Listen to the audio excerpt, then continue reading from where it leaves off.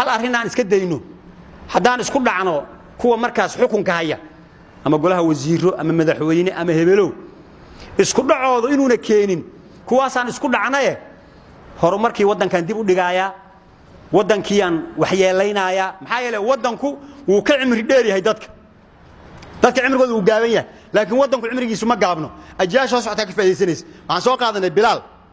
maka waa toogtiina waa lagu ciqaabay waa la dhibay dhagxaana korka laga saari jiray haddana saas ay tahay markuu madiina tagay ma dhahaynin meeshii la igu ciqaabay inkaaray qabtay ilaaha iga soo wadee dhagxaantay korka iga saari jireen ama ka raystay ma dhahaynin gabayuu alifaaya markaas wuxuu leeyahay alla yaa maalin igeeya meeshii maka ahayd oo deegaankeedu buurihii iyo biyihii iyo cawskii iyo waxyaabihii ka bixi jiraan arkay alla yaa meeshaas igeeya markaas nabigu intuu ilmeeyay wuxuu ku leeyahay ninkan asalka oo wadaniga asalka oo wadankiisa u jecelaw dacil quluba taqir qulubta noo degtay han soo xusuusin xusuusana gelinin marka wadanka in la jeclaado waa saas nabigu markuu leeyahay magaaladan hadayna qoomkaaga iga bixin kama aan bixin waa jacayl wadankiisa uu qabo islaamku wuxuu yaani waajib inooga dhigay hal taako oo muslimiin ay leeyihiin hadii lagu xadgudbo oo la qabsado muslimiinta oo dhan waxa waajib ku ah inay dagaalamaan si taakadaas ay u soo celiyaan haddana inaga wadankeena horta ma iska wareysanaa maxaa la haystaa maxaan la haysanin maxaa la rabaa in la qaato xagee loo socdaa xagee wax inaga galayba yaa lagu ogyahay marka waxa lagu ogyahay kooxda marka xukunka haysi idinka wadanka mas'uulka ah wadanka ilaaliya waayo waa ilaalinayna xataa noo kaalmeeyo ma laga yeelay wali waa lagu sii waxa la dil rabo qodaxa lagu sii jabinaa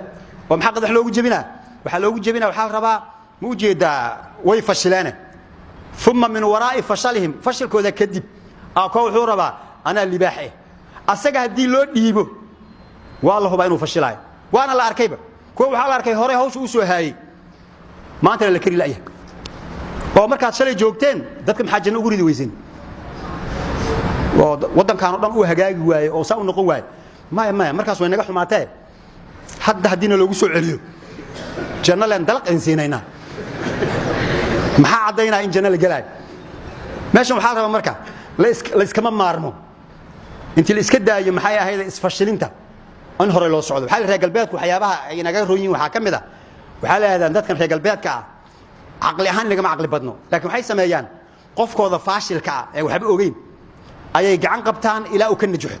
saas daraaddeed lacag u qorayaan qofka aan shaqaysanin Soomaalida xataa meelaha taatawartan cayra loo qoraa leh waa faashil moogtahay waxba ma haysto waxba loo qorayaa lacag la siinayaa waxaan kan faashilka ah ayay gacan qabanayaan hatta yanjax ilaa uu ka najaxo ama inaga waxaan sameeynaynaa qofka naajixa ah ayaan baalasha ka rifaynaa hatta yafshil soo fashilo sheer waxa li meel tuulo ah dad wada indhal ay degan yihiin yaa mid in qaba oo imaaday markaas markay socdaan markuu arko godadka ay ku sii dhacayaan isma hayn karo wuu qaylina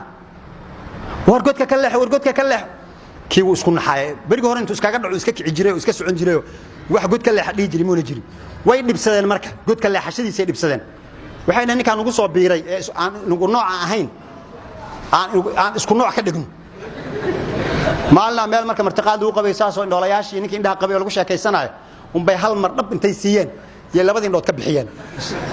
aan wada fariisanna marka waa kaas godadka aan ku dhacno aan sii soconno taas marka aqligu ma keenayo aqligu wuxuu keenayaa wixii fiican oo hore u socda in hore loo sii wado xigmad kale waxa jirta dhahaysa islaahul mawjuud wixii aad haysato oo hagaajisato khayrun min intidar al ma'dum wuxuu ka fiican yahay waxa aadan haysanin inaad sugto waxa aad uga haysato inaad ka kabato oo toosisato yaa wuxuu ka fiican yahay wax macduum oo aadan haysanin inaad sugto oo hadda waxaan ma hagaajinaynaa waan iska sugaynaa waxaan markay baaba'aan ka bacdi wax fiican oo imaanayaan waxa fiican ma imaanayo ilaa waxaan xun laga toosiyo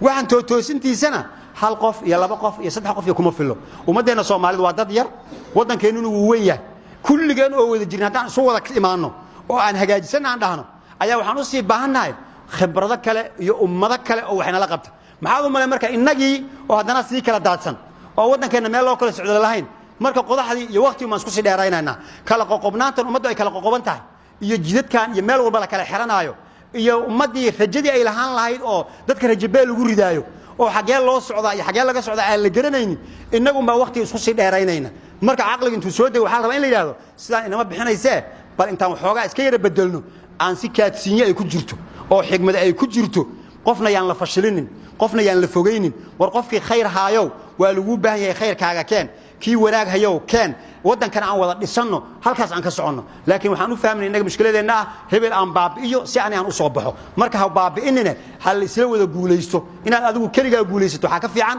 walaalka iyo adiga oo wada jiraan inaad wada guuleysataan marka si kulli aan wada guuleysano aan isla qaadno nabiga sallallahu alayhi wasallam xigmadiisa waxa kamid aha markii la isku qabto xajir isku tiyaa meesha saaraya mara intuu u gogolay wuxuu yiri dhagaxana meesha saara dhinacyadana ka qabta marka dhinacyada laga wada qabtay dhagaxi meesha la saaray ummadeena Soomaaliyeed waxay u baahan tahay marka mara intii loo fidiyo qof walba inuu dhinaciisa ka qabto marka aan isla qaadno wadanka markuu inoo kaco barwaaqo gaarno oo nabad aan helno ka bacdi waxaan leenahay kooxda xukunka marka haysa way gaabinayaan meeshii boqolkiiba aan karnay 80 inay hawshaas qabtaan boqolkiiba 60 ayay wadaan marka wadanka ay dib dhac ku yihiin qolada kale ee soo socota ayaa boqolkiiba ama 80 ama 60 gaarsiinays amal in lagu tartamo laakiin hadii si loo oonta iska dawareego oo la yiraahdo maxaad kan kaga duwan tahay kaas maxaad kaga duwan tahay aad maxaad kaga duwan tahay wax uu kaga duwan yahay aan ahayn kana in cali la dhaho kana in geedi la dhaho ma jirto marka asmaadu wax ma tarayse quluubta isbedeshay ayaa wax bedesha in allah la yughayyiru ma biqawmin hatta yughayyiru ma bi anfusihim marka nafteena wuxuu ku jira wixii hore oo dhibaatadan inagu riday intaan ka saarno hijrada iyo siirada iyo nabiga meeshu ka bilaabay aan ka bilowno imaam maalik in ku soo gabeeyay wuxuu yiri la yasluhu aakhiru hadhihi al-umma illa bima salaha bihi awwalaha ummadan aakhirkeeda ku hagaagi uu maayo illa awwalkeedii wixii uu ku hagaagay ma ogi marka daawud inoo qoran tahay awwalkii muxuu ku hagaagay intaan soo wareysano aakhirkii ayaan nahay aan raacno si aan u hagaagno haddii aan dhahan awalkii waxay ku hagaageen ma rabno annaga wax kala keenayna ma hagaagayno dhiblan ku jireena markii ilaahay dhibaatada inaga bixiyo